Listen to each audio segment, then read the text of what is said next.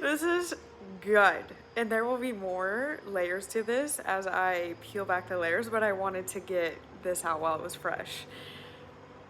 Every single instance where there is a deliverance and you are going to be released from a stronghold on your life, baby, you will be called into fasting. You will be called into fasting. And let's look at two examples that I can just think of off the dome right now. So, Yahuwah, after he received the Holy Spirit, where he received the Spirit of God, he was immediately led into the wilderness by the Spirit. What does the wilderness represent? A season of fasting. 40 days and 40 nights. He was in the wilderness. I want to really get this across. The wilderness is a place internally where you have to go to be confronted with all the things that have been in between you and God.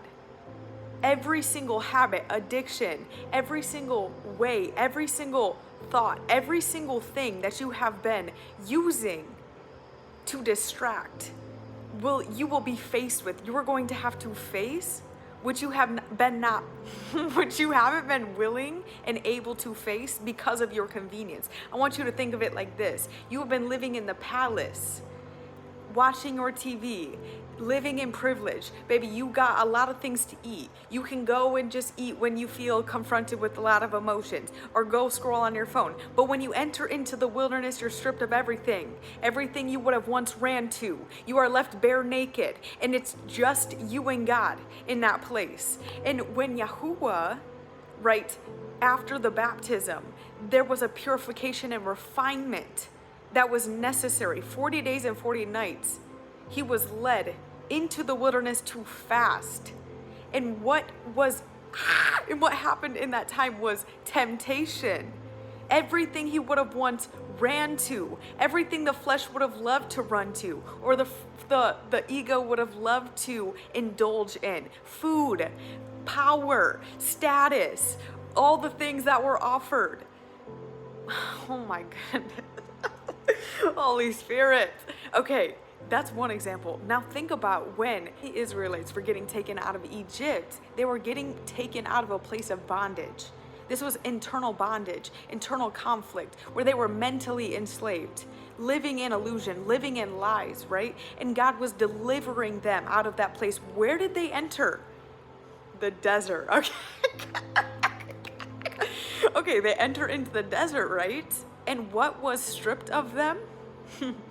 Their choice foods, their choice entertainment, their choice clothing, their choice. And you see, when they were in Egypt, they had convenience, but God was leading them into a new place, and they had to be stripped of everything that they once ran to, every thought that they once ran to, every perception that they once held, every single thing that came between them and their true identity. It had to be stripped from them. They had to fast.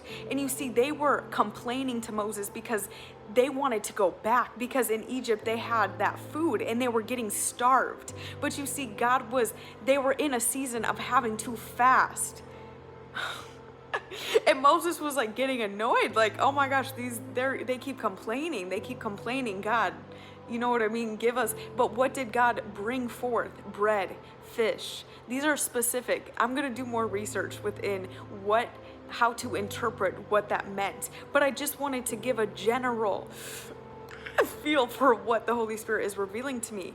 Fasting and prayer. This is the key to your deliverance. Every single thing that I have been delivered from took place within fasting, prayer and fasting. Every single bondage that I have been in, I have been delivered from through the process of fasting and prayer. And every single time there is a temptation, I am called back and led back into that place. The wilderness, the desert, where I am then led to fast, be stripped naked, and not have access to the things in which I was once confiding in, that was standing in between me and my high in the Almighty. Come on.